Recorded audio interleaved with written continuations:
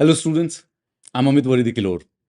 बड़े दिनों से मैं इस बात पर डिस्कस करना चाहता था कि यूपीएससी एग्जाम की प्रिपरेशन किसको करनी चाहिए और किसको नहीं करनी चाहिए। Now incidentally at this moment हर साल कम से कम नहीं तो 10 लाख बच्चे ऑलमोस्ट मिनिमम एटलीस्ट यूपीएससी के एग्जामिनेशन का फॉर्म तो भरते ही भरते हैं। नाउ हम बहुत स्टैटिस्टिकली भी गेस करें, ये 10 लाख बच्चों में से सिर्फ और सिर्फ 1000 बच्चों का सिलेक्शन होता है हर साल। तो कहीं ना कहीं पे एटलीस्ट 5-6 लाख ऐसे लोग हैं जो प्रोबेबली इस एग्जाम के लिए बने नहीं हैं लेकिन एग्जाम की प्रिपरेशन कर रहे हैं। उसका एक सिंपल सा रीज़न है। The simple reason is that कि यूपीएससी की एग्ज़ामिनेशन का क्राइटेरिया बहुत ही सिंपल है। सिर्फ़ 21 साल से ऊपर का होना चाहिए और किसी भी ग्रेजुएशन के अंदर आपकी ग्रेजुएशन होनी चाहिए। नाउ जब मैं इस बारे में अपने थॉट्स को कोलेट कर रहा था, तो मैं recently I came in front of this article which says that India needs UPSC 2.0। ये डी सुब्बा राव जी के द्वारा लिखा गया है। तो डी सुब्बा राव जी एक ex Indian administrative service officer हैं। He was the governor of RBI also. तो मुझे लगा कि उनके थॉट्स जो थे वो ज़्यादा रेलेवेंट है इस बात के लिए। तो मैंने पढ़ा तो आर्टिकल बिल्कुल मेरे साथ अलाइन कर रहा था, तो मुझे लगा आप लोगों से डिस्कस करता हूँ। नाउ ये सिंपल सी बात कर रहे हैं कि यार सिविल सर्विस एग्जामिनेशन है, अभी-अभी हुआ and it is arguably the one of the most competitive exams of the world. Now the thing is that कि it's not competitive because it has a difficult syllabus. It's only competitive because large number of people are preparing for it. Syllabus तो इसके अंदर बहुत simple है। Polity, economics, geography, arts के सारे subject है। कोई साइंस का सब्जेक्ट नहीं है, बायोलॉजी नहीं है, बॉटनी नहीं है, फिजिक्स नहीं है। There is no complex subject matter. But it becomes competitive क्यों? क्योंकि इसको प्रिपेयर बहुत ज़्यादा लोग करते हैं और काफ़ी समय से कर रहे होते हैं। Now the thing is that कि यहाँ पर ये लिखा हुआ है कि हर सक्सेसफुल कैंडिडेट्स के साथ कम से कम नहीं तो 100 से ज़्यादा हैं जिन्होंने अपने कई सारे ईयर्स इन्वेस्ट किए हैं प्रिपरेशन के अंदर। Now he is suggesting, D Subbarao ji suggest करते हैं कि यार पहला रिफॉर्म जो यूपीएससी को इस समय ज़रूरत है that is related to the eligibility of this exam. UPSC इस समय जो एग्जाम कंडक्ट करा रहा है वो एग्जाम 1970s के लिए तो प्रोबेबली सही था, 1980s के लिए मे बी सही था, पर 2025 के लिए बिल्कुल भी सही नहीं है। सही नहीं इन द सेंस कि उसकी इर्रेलेवेंस खत्म हो चुकी है। एलिजिबिलिटी क्राइटेरिया के साथ यहाँ पे प्रॉब्लम क्या है कि see the lakhs of students compete और 1000 पोजीशन है अप्रोक्सीमेटली, राइट? सिर्फ और सिर्फ 1000 पोजीशंस के लिए है। सो दिस एक्चुअली श्योर कि हमारा जो सक्सेस का जो चांस है वो एक्सट्रीमली स्मॉल है। Now this is a structural thing, इसमें गलत अनजस्ट कुछ भी नहीं है। जितनी जॉब्स होंगी उसी के लिए एग्जाम्स के लिए निकाला जाएगा। However candidates keep it till they exhaust all their allowed attempts even though odds are stacked against them. Generally हमें बचाया बताया जाता है कि लॉटरी खेलना गलत चीज़ होती है ना? 100-100 रुपए की लॉटरी खरीदते हैं हम कि 1 करोड़ रुपए जीत जाएँ और वो एक प्रकार से गैम्बलिंग, जुआ माना जाता है। वी ऑल अंडरस्टैंड कि that is wrong. But UPSC exam को लॉटरी नहीं माना जाता, इवन दो हम एग्ज़ैक्टली ऑलमोस्ट इसी सिमिलर सिचुएशंस में हैं। There is a view that the candidates जिनको 1 या 2 या मैक्सिमम 3 अटेम्प्ट्स में अगर सक्सेस ना मिले, तो उनको अल्टरनेटिव करियर पाथ्स ले लेना चाहिए। हाउएवर ये जो डिसीजन है, ये कैंडिडेट्स के द्वारा नहीं लिया जा सकता है। इसको कहीं से कहीं एक्सटर्नल ही देना पड़ेगा। सो दिस सजेस्ट कि कैंडिडेट्स को तो हमने कंडेम कर दिया है अपनी चॉइस के साथ। Till the time they will have the attempt, they will obviously like to appear and 6 attempt हो गए हैं, तो कम से कम नहीं तो 21 से 32 साल तक इक्वल अपॉर्च्युनिटी प्रोवाइड करने के लिए बच्चे जो हैं वो अटेम्प्ट देते रहते हैं। नाउ ये जो है अटेम्प्ट की जो लिमिट सजेस्ट कर रहे हैं, दे आर सेइंग कि कम से कम नहीं तो अपर एज लिमिट 27 होनी चाहिए। मे बी उससे थोड़ा-सा डिसएडवांटेज जो है वो न्यूट्रलाइज़ हो जाएगा और साथ ही साथ नंबर ऑफ अटेम्प्ट्स भी कम हो जाने चाहिए। So what he discusses that, मैं इसको थोड़ा सा डिटेल में डिस्कस करना चाहूँगा आप लोगों के साथ। एक बार जरा ध्यान से सुनिएगा and please do share your opinions and your ideas, जो कि आप नीचे कमेंट में भी लिख सकते हो। देखो सबसे पहले हमारा जो एग्जामिनेशन सिस्टम है उसकी ना 15 मंथ की सिलेक्शन साइकिल है। Generally speaking the notification of the UPSC comes in the January और फरवरी ऑफ द ईयर। उसका प्रीलिम्स होता है मई या जून में और उसके बाद उसका मेंस होता है सितंबर टू अक्टूबर में। And then the interviews are conducted और जो फाइनल रिजल्ट है अगले साल अप्रैल या मई में आता है। So technically speaking even though एक एग्जाम कंडक्ट खत्म नहीं होता है, अगले साल की तब तक नोटिफिकेशन आ चुकी होती है। नाउ दिस स्पेसिफिकली इंश्योर्स कि यार बहुत लंबा प्रोसेस है, यानी कि वेन एवर एनीबडी डिसाइड्स अगर एक अटेम्प्ट में भी होना है तो भी 15 से 18 महीने का समय लगेगा सिर्फ और सिर्फ एग्जामिनेशन को क्लियर करने में। और गलती से अगर एक अटेम्प्ट में नहीं हुआ तो you add 12 more months and then you add 12 more months and then you add 12 more months. 2023 की एक पार्लियामेंट्री कमेटी थी, उन्होंने सजेस्ट किया था this is a heavy mental and physical toll, जिससे कैंडिडेट्स के जो सबसे प्रोडक्टिव ईयर्स होते हैं which is from the 21 to 32 वो कंप्लीटली वेस्ट हो जाते हैं। एंड देयर इज नीड कि यूपीएससी को ये जो टाइमलाइन है ये बेसिकली कंप्रेस करनी चाहिए। हाउएवर यूपीएससी ने अभी तक इस बात पर रिस्पॉन्ड नहीं किया है। The second thing, now this is the actual major problem, the higher upper age limit and unlimited retakes. Unlimited retakes में ऑब्वियसली शेड्यूल्ड कास्ट और शेड्यूल्ड ट्राइब्स हैं, उनको अनलिमिटेड अटेम्प्ट्स मिलते हैं, but even the general category gets 6 attempts, OBC also get 9 attempts. अब होता क्या है, जब हम 21 या 22 साल के होते हैं तो हम इस एग्जाम की प्रिपरेशन करना स्टार्ट करते हैं।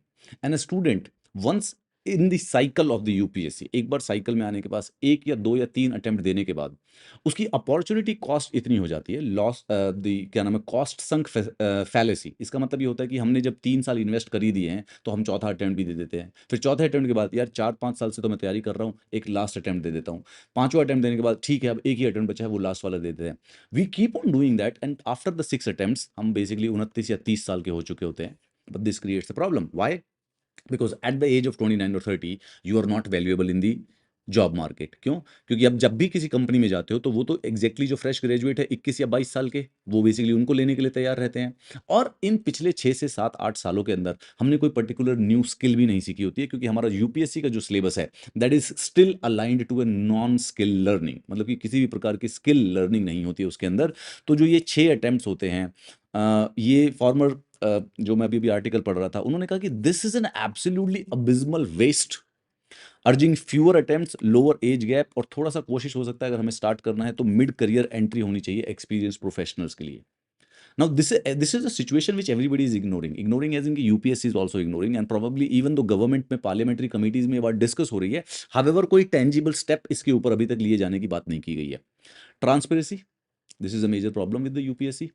हमारी जो आंसर की होती है और जो कट ऑफ होती है वो सरप्राइजिंगली पूरे के पूरे एग्जामिनेशन को कंडक्ट कराने के बाद होती है, which if you think about it is just absurd। ऐसा वर्ल्ड का कौन सा एग्जाम है जो कि एग्जाम के आंसर्स बताता है लेकिन जब तक एग्जाम खत्म हो चुका होता है? I will be honest with you and I think you will agree with me, जिन लोगों ने अटेम्प्ट दिया हुआ है। जब हम प्रीलिम्स देते हैं हमारा 20 दिन में रिजल्ट आ जाता है कि हमारा हुआ या नहीं हुआ। अब इसकी जो की है वो 350 दिन के बाद अगले साल आएगी। सच से दिल से बताइए कि जिस बच्चे का प्रीलिम्स नहीं हुआ होता है वो अगले साल की कभी चेक करता ही नहीं है। मैं आपको अपनी पर्सनल गारंटी देता हूँ कि मैं जब भी प्रीलिम्स के अटेम्प्ट देता था मैंने कभी ज़िंदगी में की चेक ही नहीं की।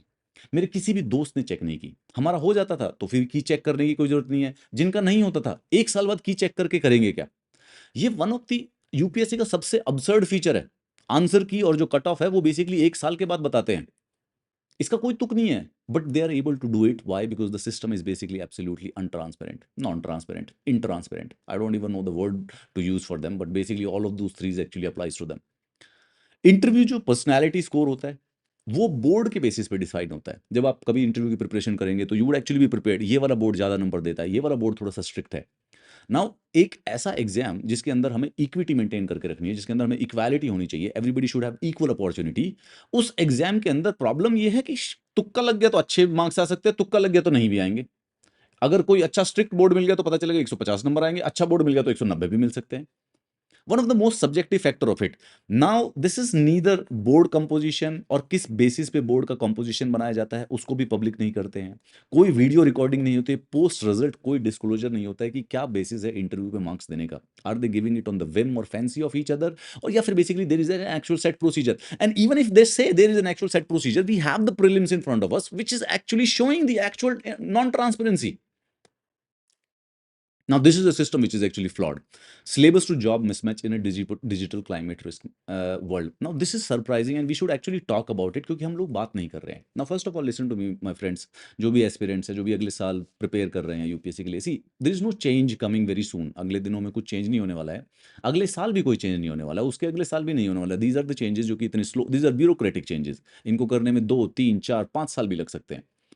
But the point is this कि आप अपनी प्रिपरेशन करते रहिए, बट आप एक बात को लॉजिकली ध्यान से सोचिए कि 6 साल तक अगर मैं हिस्ट्री पढ़ता रहूंगा, एक तो पहले प्रॉब्लम ये है कि जो हम यूपीएससी में हिस्ट्री पढ़ते हैं तो क्योंकि उसकी डिग्री नहीं मिलती है तो वो जॉब मार्केट में इररेलेवेंट है। क्योंकि हम जो नॉवेल्स पढ़ते हैं उन नॉवेल्स के बारे में कभी हमें जॉब मार्केट के अंदर उसकी कोई वैल्यूएशन थोड़ी ना होती कि मैंने 100 नॉवल पढ़े थे। तो even the things which we learn in civil service examination are not counted as skills once will be done with the attempts. अगर आप अपने कॉलेज में हैं, अगर आप हिस्ट्री ऑनर्स कर रहे हैं, so at the end of the 3 years अगर आप बहुत अच्छा पढ़े हैं तो आपको एक 80% की डिग्री मिलेगी। आप अगर नहीं भी पढ़े तो आपको एटलीस्ट 50%, 55% की डिग्री मिलेगी। Your effort would actually be documented, you will have a degree to show to the world, आपके रेज्यूमे पे वो बात लिखी जाएगी। But when it comes to UPSC attempts, तो यूपीएससी की जो नॉलेज है, we usually in preparation of the UPSC we learn 20 subjects.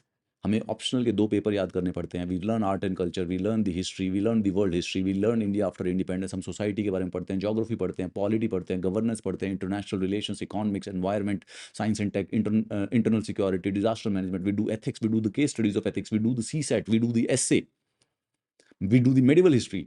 हम 20 से अधिक सब्जेक्ट यूपीएससी के पढ़ते हैं, but any student who has been done with the attempts of the UPSC, none of that knowledge is basically relevant to the real world market, and more importantly none of this is basically skill based learning, right? तो जितने भी हैं ये जो grievance redressal है, इनका होगा कहाँ पे?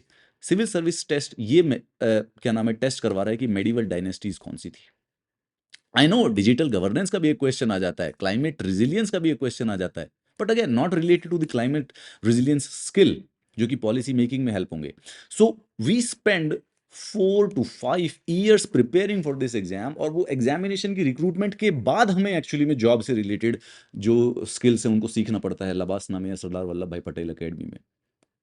This is surprising how this is being going from last 2 decades। Basically इसके बारे में कोई भी बात नहीं कर रहा। Equity and the access gap, आपको पता है कि हर साल जो ऑलमोस्ट ऑडली 1000 बच्चे सिलेक्शन होते हैं, इसमें से हिंदी मीडियम का कितना हो रहा है? अप्रॉक्सीमेटली 30 से 40। 30 से 40 आईएएस नहीं, टोटल हिंदी मीडियम के सिलेक्शन 30 से 40 हैं। आईएएस की बात करेंगे तो हर साल 180 आईएएस होते हैं, उसमें से एटलीस्ट 5 आईएएस बनते हैं। 200 आईपीएस में से 5-6 आईपीएस बनते हैं हिंदी मीडियम से। सो जो ये गैप है नॉन इंग्लिश एस्पिरेंट्स का, ये तो यूपीएससी कंप्लीटली इग्नोर करके बैठी हुई है, मतलब they are actually not even talking about it. तो पर्पस एग्जाम का ऐसा होना चाहिए कि everybody shall be equally accessible, सबको एग्जाम इक्वली हो जाना चाहिए था, बट इनफॉर्चुनेटली या फिर अनफॉर्चुनेटली कहें तो एग्जाम इस प्रकार से बन गया है कि कोई भी एक्सेस नहीं कर पा रहा है।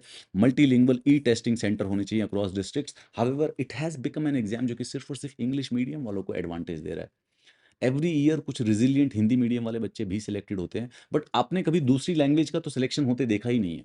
एग्जाम इन थियरी कंडक्ट होता है ऑलमोस्ट सारी की सारी कॉन्स्टिट्यूशनल लैंग्वेजेस की, 8th शेड्यूल के अंडर जितनी 22 लैंग्वेजेस आती हैं, बट कितने लोगों का आपने सुना है कि वो मराठी लैंग्वेज से एग्जाम क्लियर कर लिया, या फिर गुजराती लैंग्वेज से एग्जाम क्लियर कर लिया, या फिर कन्नड़ से कर लिया, या फिर मलयालम से कर लिया? No, nothing, right? एग्जाम सिर्फ और सिर्फ इंग्लिश मीडियम और अर्बन छात्रों के लिए हो गया है। Now there are so many difficulty, multiple year preparation, expensive coaching.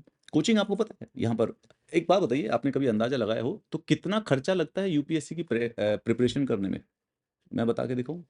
अगर आप पहले अटेम्प्टर्स हैं और अगर आप ऑफलाइन घर पर ऑफलाइन आकर यानी कि दिल्ली आकर या फिर किसी और दूसरे शहर में जाके कोचिंग करते हैं, तो पहले साल 2 से 3 लाख रुपए कोचिंग का खर्चा होता है। और अगर आप दिल्ली में आएँगे, तो पूरे साल का यहाँ पर रहने का खर्चा आपका कुछ ना कुछ मिला के 1.5 से 2 लाख के करीब आ जाएगा, आएगा ही आएगा। सो ये हो गए आपके 5 लाख का खर्चा, पहले साल का। और उसके बाद every succeeding attempt, second attempt, third attempt, fourth attempt, fifth attempt, sixth attempt की अगर हम बात करें, तो ज़्यादा कोचिंग का खर्चा थोड़ा-सा कम हो जाता है, लेकिन ये जो 2 लाख है, ये तो खर्च होते ही होते रहते हैं। और इसके ऊपर कुछ मिसलेनियस खर्चे होने लग जाते हैं। कभी हम टेस्ट सीरीज़ करते हैं या रिवीजन के कुछ मॉड्यूल्स लगा लिए, मेंस का लगा लिया, प्री का लगा लिया, तो यहाँ पे 3-3 लाख खर्चा बेसिकली हर साल होता ही रहेगा। अब सोच के देखिए, 3, 3, 3, 15 लाख यहाँ पे, 5 लाख यहाँ पे, ये टोटल 20 लाख का खर्चा। देश के सबसे प्रीमियम कॉलेज, बड़े-बड़े एमबीए कॉलेज 20 लाख रुपए से कम में आपकी पूरी की पूरी एमबीए करवा देते हैं। बट यहाँ पे एक और इंपॉर्टेंट मिस्टेक हो गई, अपॉर्च्युनिटी कॉस्ट। अगर इन्हीं 6 सालों में ये छात्र जॉब कर रहा होता, ये स्टूडेंट जॉब कर रहा होता, the lost cost of the UPSC preparation which everybody ignores, तो ये 6 साल के अंदर अगर वो 1 साल के 15 लाख रुपए एक सिंपल सी जॉब भी कमाए, 10 लाख रुपए भी कमाए, bye the end of the year, bye the end of the 6 years, 5th years में वो 15-15, 20-20 लाख के पैकेज में भी पहुंच जाए, तो मुझे लगता है कि 6 साल के अगर आप लगाएं तो 10, 15, 20, कम से कम नहीं तो लास्ट में 6 साल तक कम से कम महीने साल के 20 लाख रुपए तो कमा ही लेगा कोई भी अच्छा सा छात्र, कोई भी अच्छा सा जो प्रोडक्टिव रिसोर्स होगा। सो यहाँ के 20 लगा के, यहाँ के 20 लगा के, यहाँ के 15, यहाँ के 15, यहाँ के 10, यहाँ के 10, 20, 30 और 40, 40 और 20, 60 और 30, 90 लाख रुपए की लॉस्ट कॉस्ट होती है। ये लॉस्ट कॉस्ट अर्थात अगर आप कभी देखें तो यूपीएससी का जो कोई छात्र है जिसने भी 6 अटेम्प्ट तक प्रिपरेशन की है, 1 करोड़ से ऊपर का खर्चा किया है। 20 लाख उसने टेंजिबली खर्च किए हैं अपनी जेब से, और 80 लाख रुपए की उसने अपॉर्चुनिटी को लूज किया है, क्योंकि वो सेम पैसे कमा सकता था during those years. Now the problem why this is happening is that कि यूपीएससी एग्जाम के अंदर जो सबसे बड़ी मेन प्रॉब्लम है, मेजर प्रॉब्लम है, what have they have done is that कि दे हैव फॉरगॉटन कि भाई यूपीएससी का एलिजिबिलिटी क्राइटेरिया क्या होना चाहिए। एलिजिबिलिटी क्राइटेरिया, अब देखो एक नोटिस करना, नोबडी एवर टेल्स यू कि नासा में लोग बर्बाद हो गए, नहीं ना, क्योंकि नासा के लिए जो प्रिपरेशन होती है उसमें उन्होंने पहले क्राइटेरिया दे रखा है, यार नासा की प्रिपरेशन कैसे करोगे, you should have this engineering degree, aeronautical engineering होनी चाहिए, मैकेनिकल इंजीनियरिंग होनी चाहिए, सिविल इंजीनियरिंग होनी चाहिए, देन यू डू इट। आपने कभी डॉक्टर्स के बारे में ऐसा नहीं बोला, क्यों, क्योंकि एमडी की प्रिपरेशन करने के लिए आपको एमबीबीएस की डिग्री चाहिए, but the eligibility criteria is any one. अब आप सोच के देखिए कि झारखंड के किसी छोटे गांव में या फिर बेसिकली केरल के किसी छोटे गांव में कोई बच्चा रहता है और उसने किसी तरीके से कोई फैमिली है, पुअर फैमिली से बिलोंग करता है, और उन्होंने बेसिकली एग्जाम की प्रिपरेशन करना स्टार्ट कर दिया। वहीं पर एक दिल्ली के आईआईटी से पढ़ा हुआ या फिर सेंट स्टीफन से पढ़ा हुआ किसी प्रीमियम कॉलेज से पढ़ा हुआ एक बच्चा है जिसकी फैमिली बड़ी वेल टू डू है, जो कि अच्छे रिसोर्सेज के साथ पला बड़ा है। अब इन दोनों को हमने इक्विटी और इक्वालिटी ऑफ अपॉर्चुनिटी के नाम पे दोनों को एग्जाम को इकट्ठे प्रिपेयर करवा दिया।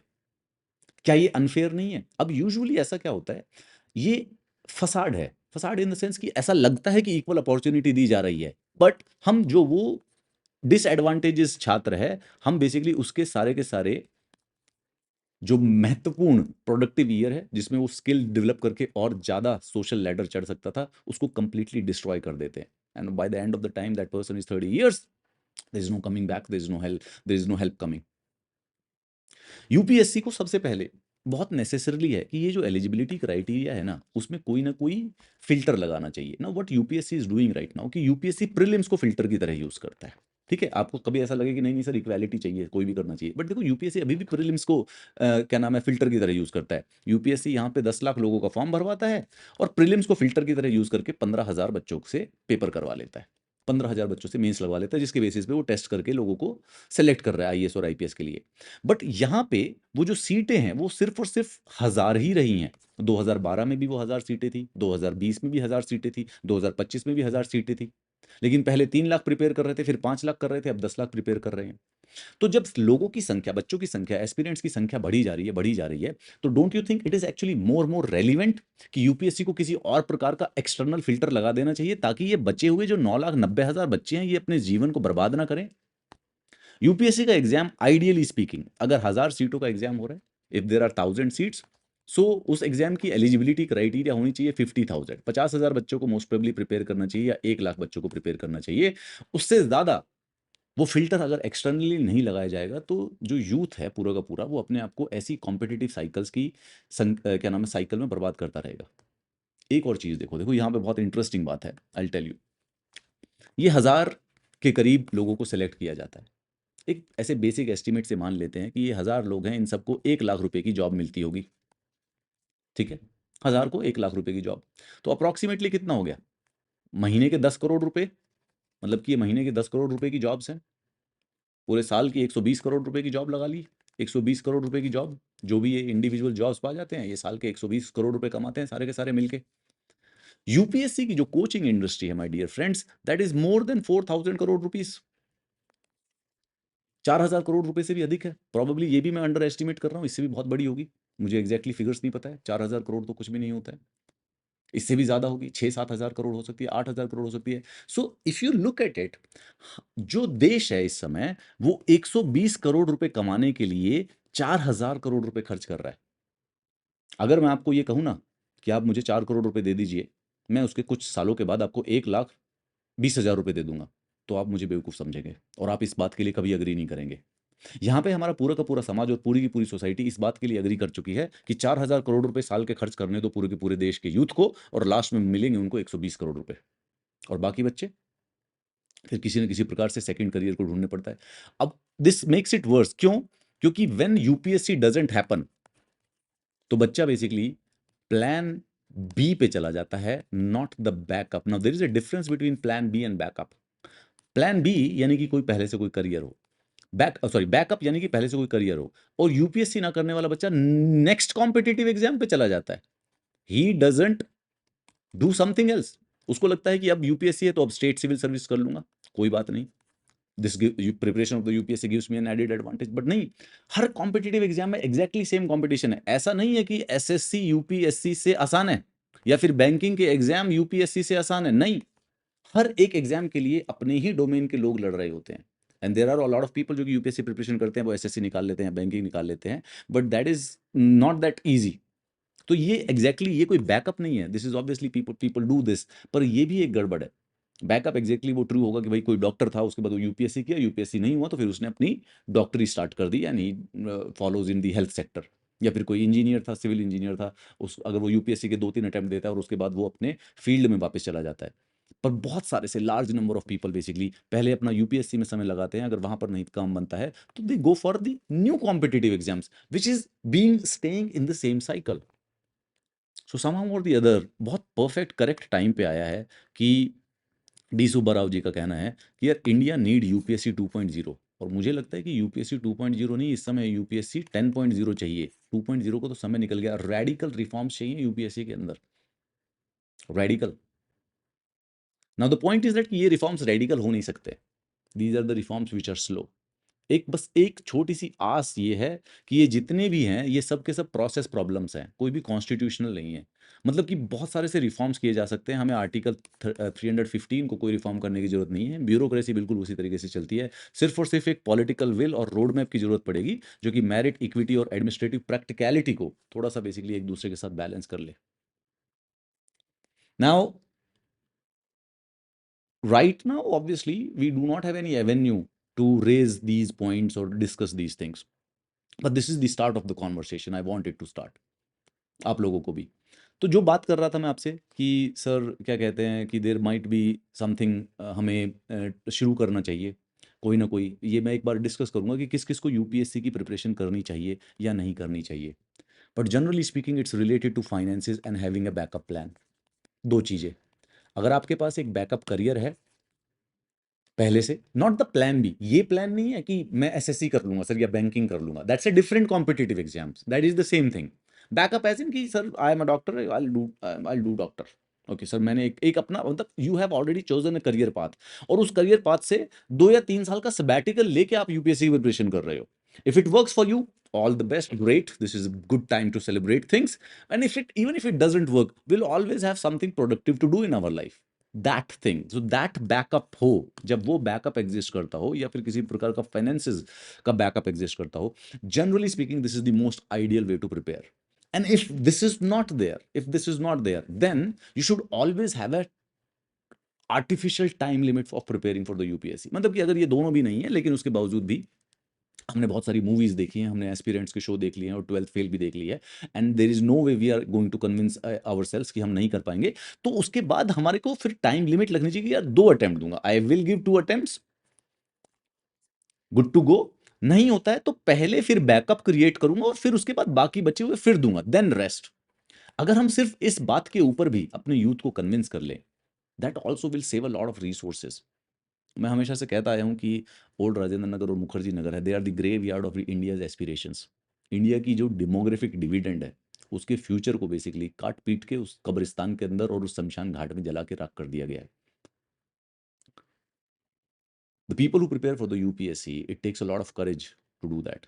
ठीक है, it's a long exam, it's a long marathon, and the people who clear this exam are truly perseverant. वो ब्यूरोक्रेट बनने के लायक होते हैं। that's what the exam, that's what the country needs, those kind of leaders। लेकिन जो नहीं करते, they are equally good citizens and they can do equally good in their life also, right. तो जो कर रहे हैं उनको करने, उनको करते रहने देना चाहिए। लेकिन अगर कुछ और भी है, हमें बाकी लोगों को भी बचाना है। We need to create a situation where all the results are positive in these competitive exams, right. सबका पॉजिटिव हो, सबका सबका कुछ ना कुछ, basically everybody has something to live for. So ये था यार, ये इसीलिए डी सुब्बाराव जी का ये बड़ा अच्छा आर्टिकल लगा, तो मुझे लगा कि मैं आप लोगों से बात कर लेता हूँ। So I will do another discussion related to who should prepare for UPSC and when is the correct time to leave the UPSC preparation. Generally speaking is basically 2 और 3 अटेम्प्ट्स, लेट्स बी ऑनेस्ट यार। Generally speaking हम डर लग जाते हैं, हमें डर लगता है कि हम छोड़ देंगे तो बहुत दुख की बात है, नहीं छोड़ना चाहिए, अरे मैं क्यों छोड़ दूं, जॉब क्यों छोड़ दूं, मैं तो करके ही मानूंगा, which is fine, great, but as usual the only point is that just create a backup and then go for it. How's that a bad solution? Not right. Just create a backup, don't leave the attempts, don't leave your aspirations, don't leave it, never. It's your dream. You have to do everything possible for your dream. Nobody else will. However, you can hedge your bet. You can hedge your bet. So we will discuss it in detail in another video.